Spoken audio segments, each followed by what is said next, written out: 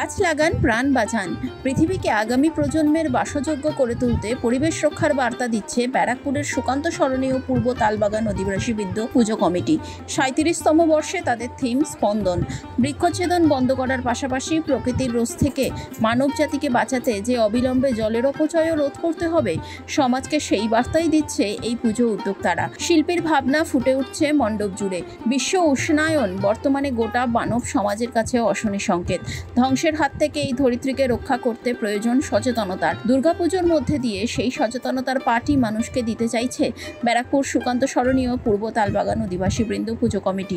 মণ্ডপ সজ্জার পাশাপাশি প্রতিমায়ও রয়েছে চমক। এবছর 900 কেজি ওজনের অষ্টধাতুর দুর্গামূর্তির মধ্য দিয়েই দেবী দুর্গার বোধন সম্পন্ন হবে এই পুজোয়।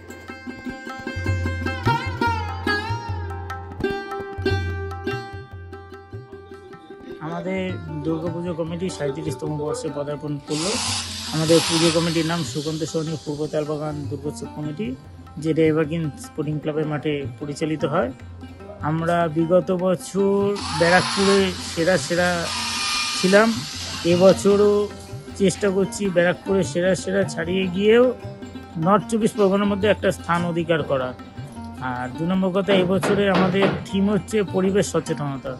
পরিবেশ সচেতনতা বলতে আমরা বোঝাচ্ছি যে গাছ যে মানুষ কেটে ফেলছে, বড় বড় অট্টালিকা তৈরি করছে বা জল অপচয় করছে, এগুলো যাতে মানুষ বন্ধ করে মানুষ যাতে সচেতন হয়, আরও বেশি গাছ লাগায়। বছর 2 আগেই কোভিড মহামারীর মতো একটা রোগ আমাদেরকে ব্যতিব্যস্ত করে চলে গেছে। সেই জায়গা থেকে আমরা নিজেদেরকে অনেকটা কষ্টে ফিরিয়ে এনেছি। সেটা যেন আর না হয়, তার জন্য মানুষের কাছে একটা মেসেজ দেওয়া। আমাদের ঠাকুর এবছর যেটা হচ্ছে, এটা হচ্ছে অষ্টধাতুর ঠাকুর। অষ্টধাতুর ঠাকুর বলতে লোহার স্ক্র্যাপ, পিতল, তামা, নানান ধাতু এর মধ্যে থাকছে এবং এই ঠাকুরটার ওজন প্রায় 900 কিলোর কাছাকাছি। আপনারা ওয়েস্ট বেঙ্গলের বুকে মাটির ঠাকুর দেখেছেন, থিমের ঠাকুর দেখেছেন, গাছের পাতা দিয়ে দেখেছেন বা শামুক ঝিনুক দিয়ে দেখেছেন, কিন্তু অষ্টধাতুর ঠাকুর মনে হয় দেখেননি। এবছর আপনারা দেখতে পাবেন ব্যারাকপুর এভারগ্রিন স্পোর্টিং ক্লাবের মাঠের দুর্গাপুজো কমিটিতে।